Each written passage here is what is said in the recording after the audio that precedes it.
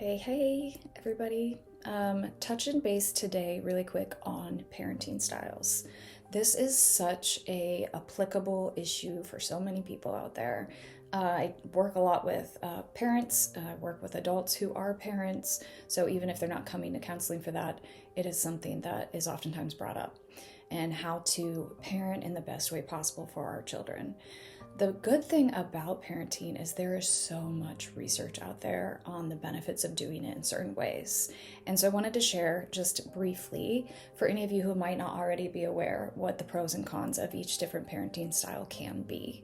The four different styles that we know of in research is authoritative, authoritarian, permissive, and neglectful. Okay, so the first one, authoritative, is what ultimately we all want to aim for. Authoritative parenting is a parent who knows what rules and boundaries they've put into place, but they allow an environment where their child gets to express their needs and kind of plead their case. For example, and this is personal to me, my daughter, when she was 15 or 16, wanted to keep her phone in her room at night. And it's always been a rule in my house that you turn your phone in at a certain time every night. I know sleep is vital to those kids and their brains and development.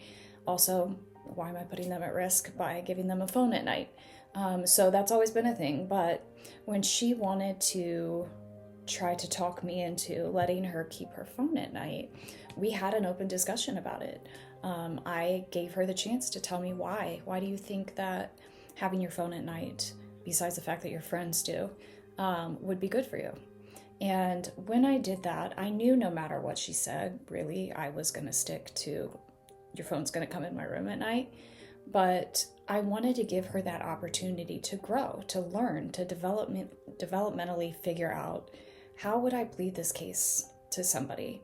And of course, I'm her mom, but by doing that and giving them those opportunities, like, you tell me why you think I have this rule, or why you want X, Y, or Z that I'm telling you can't have. You basically help your child build up their own self-worth and self-esteem. Like, she's actually taking into consideration what I think instead of just saying no. That actually provides them with such an incredible place and a safe place to grow and mature. And so that is something that we definitely want to do. With an authoritative parent, you are warm and loving, but you have boundaries.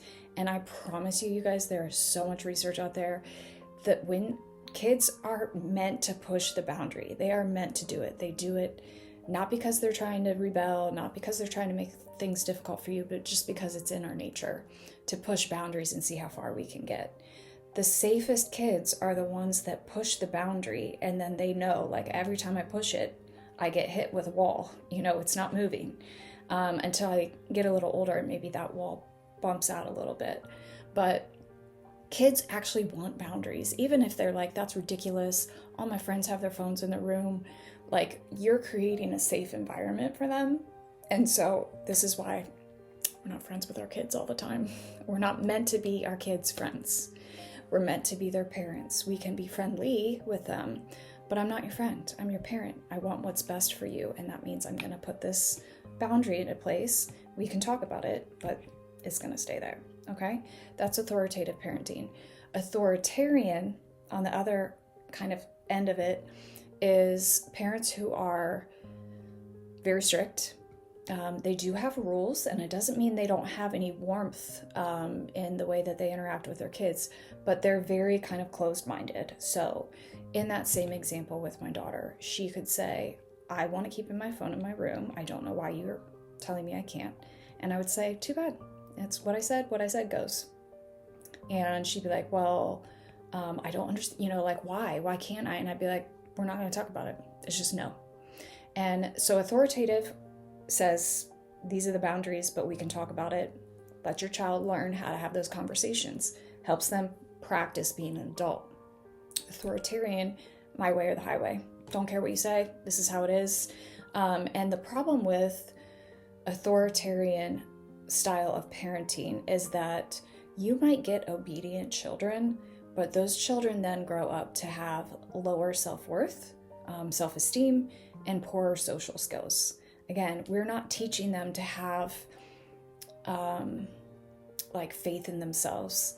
When we have authoritative parenting, we're teaching our child to be confident, to speak their mind, to be respectful, to be responsible, and then they become very socially comfortable because that's what they were trained to do, right? That's what we're trying to do as parents. With the authoritarian, those kids then never feel confident about what it is that they want because they've always been told what they can and can't do, instead of kind of learning to negotiate that process, okay? The third one is permissive, and if I'm honest, this is what I see more than anything in parents nowadays. That makes me really sad, because permissive parenting is what it sounds like. It's parents who are very permissive. They don't really stick with their rules. So it might be like, yeah, you're gonna, you got in trouble, I'm taking your phone. I'm gonna keep your phone for the next couple weeks. And then a couple days goes by and your kid seems like they're being really nice. And you're like, you know what, here's your phone back. No, don't do that. When you do those kinds of things, and I've been there, right? I have absolutely been in those situations where I've grounded a child and then I feel bad a couple days later because they just are so sweet, and I'm like, I should give it back. And even though I said I'm going to keep it for a week, I have to keep it for a week. You have to follow through with that. Because if you don't, your child learns a punishment doesn't really mean a punishment. When you say, I'm going to take your car and you're not going to have your car for the week, tomorrow I'm probably going to get it back. So when I'm out with my friends and I'm thinking about making bad choices, my punishment isn't really going to keep me from doing it. So I'm putting my child more at risk by not creating safe boundaries for them. And also, why are we trying to be our kids' friends? I mean, I love being my kids' friends. I do. Like, friendly with them and feeling like you have a little bit more of that adult relationship as they get older. But ultimately, your kids don't have to love you all the time. I mean, they will, but they don't have to. They can say, I don't like you right now. You don't want your kid to say, I hate you, but I'm sure that happens. The bottom line, they don't hate you, okay? They just don't like the rules. And it's part of growing up. But permissive parents, if you become too friendly with your child and let them get away with things without punishment, without rules, you're creating an environment for your child that they might be like, this is awesome, I can get away with whatever I want. But in reality, deep down, they don't feel safe because you're not keeping them safe. So I push the boundary and I always get through if I'm with a permissive parent. And then what happens developmentally is if I'm 5 years old and I'm pushing a boundary and I get through, then I'm now in an environment where maybe I shouldn't be in until I'm close to 10. And that puts me at so much more risk than if my parents kept that boundary at 5. If I have a boundary at 16, that child should not push through until he's at least 18, maybe older. Let me say 18 because that's legal. Then I'm putting him or her in more danger by letting that boundary be pushed. So if you want to keep your kids safe and you want to encourage them to be the healthiest version of themselves, being their friend is not how we do it. People who grow up in permissive homes have very little self-discipline, and they struggle creating boundaries with other people.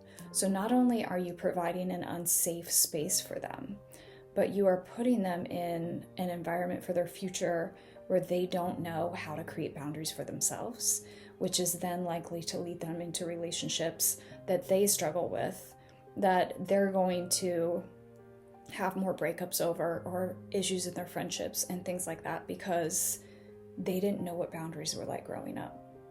Okay, so definitely not something we want to do. The last one is neglectful parenting, and obviously just using that word, we all know it's the worst one out there. So the neglectful parents are those people who are abusive, maybe not home at all. Kids home from school, parents are both working and they're too young to be home by themselves, or they're out and about and, in dangerous situations, and parents are using drugs, or maybe parents are just busy, and they're not paying much attention. But in these homes, basically kids know for sure that they're not safe. So I depend on me. My parents aren't going to keep me protected. And that creates a major attachment issue, I'll tell you, as an adult in relationships, because that child learns not to depend on anybody, which in relationships we have to depend on others. So that is very difficult, but also it leads them to be very actually insecure, very low self-image again as well. And what you're going to see with those kids is they do really struggle academically and socially. Lots of struggles there. So we can pretty much spot those kids easily when we talk about neglectful parents, just because their parents don't show up for school functions or meetings. They don't help them with their homework. They don't really seem to be pushing them to do anything. And for whatever reason, we don't know. But you definitely don't want to be that. So with those 4 styles in mind, I just want to basically repeat the importance of taking into consideration how you are interacting with your kids. I know my kids are 16 and 18. There are days where it's exhausting, especially when they're little, but actually when they're teenagers too. So no matter what, you're going to have days that are hard. But the key to being a really good, solid parent that's going to create the child who has the best interest, like the best at their feet as they enter the world, is to stand true to your boundaries, to have rules, to think about what's safe for them and to stick with that, but also to allow them an environment where they feel like they can have discussion around it. If you do that, you're golden. So hopefully this helps for anyone that might be in some parenting struggles. And of course, as always, if you have any questions or want to work with someone in regards to parenting, definitely feel free to reach out to me on our website. It's www.connectionsofhope.com, and we'd be happy to help you. Okay, have a good day.